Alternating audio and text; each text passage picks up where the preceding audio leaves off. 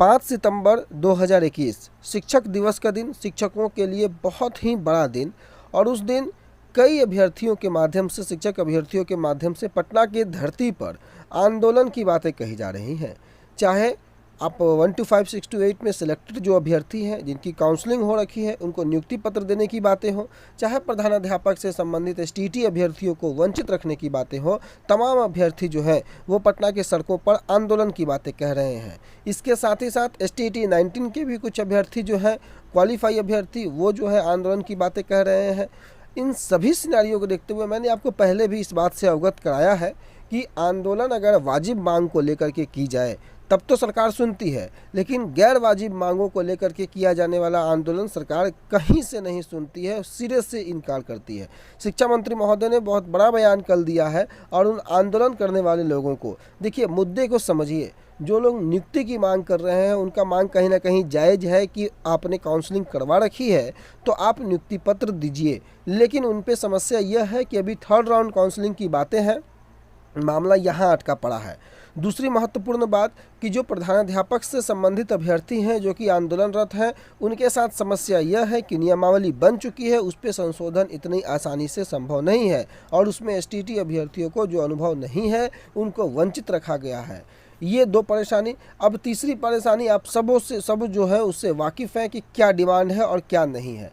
तो जो वाजिब डिमांड है उन वाजिब डिमांडों को तो सरकार ज़रूर सुनती है, लेकिन अनर्गल डिमांड जो होते हैं जिसको लेकर के लगातार आंदोलन होते रहते हैं तो सरकार के कानों पे जू नहीं रखती है। उसी के साथ संबंधित शिक्षा मंत्री ने एक बड़ा बयान कल दिया है, उसको दिखाएंगे। साथ ही साथ मेरिट लिस्ट विद ट्रांसपेरेंसी जो मैं यहाँ पर लिखा हूँ उसमें क्या कुछ है उसको भी हम आपको दिखाने का प्रयास करेंगे।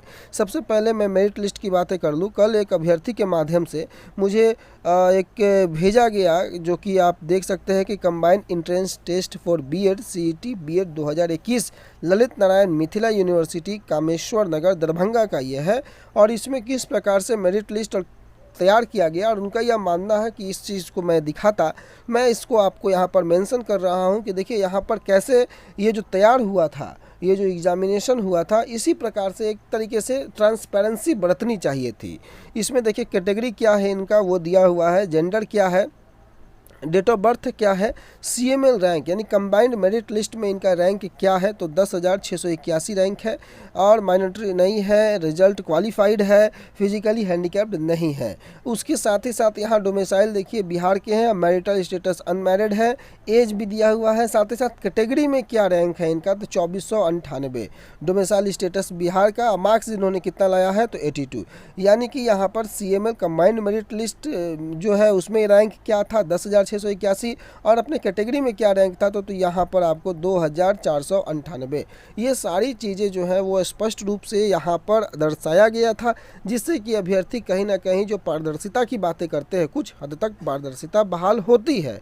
अब अंदर खाने क्या कुछ हो रहा है उस पर कहना बड़ा मुश्किल है, ना ही किसी पर या किसी से संबंधित चीज़ों पर टीका टिप्पणी करना उचित होगा। परंतु ये जो प्राइमा फेसी देखने पे यही लगता है कि जो ट्रांसपेरेंसी यहाँ दिख रही है कि उनके कैटेगरी में क्या रैंक है, उनका कंबाइंड क्या रैंक था, उस आधार पर ये मेरिट लिस्ट जो तैयार किया गया था और इसी आधार पर आगे काउंसलिंग की प्रक्रिया होगी। तो ये कहीं ना कहीं ट्रांसपेरेंसी की जहाँ तक बातें हैं देखिए सारे लोग इसको देख सकते हैं, वो सही है कि मार्क्स आपने कितना लाया, आपका कंबाइंड मेरिट लिस्ट में रैंक क्या था, आपका अपने कैटेगरी में रैंक क्या था। और इसी प्रकार से कहीं ना कहीं ट्रांसपेरेंसी को फॉलो करते हुए बीएसईबी को भी और शिक्षा विभाग को भी आगे की गतिविधियों को अंजाम देना चाहिए। तो ये तो हो गई मेरिट लिस्ट की बातें। अब हम चलते हैं कि मंत्री महोदय ने क्या कुछ कहा, मैं उनको सुनवा भी दूंगा।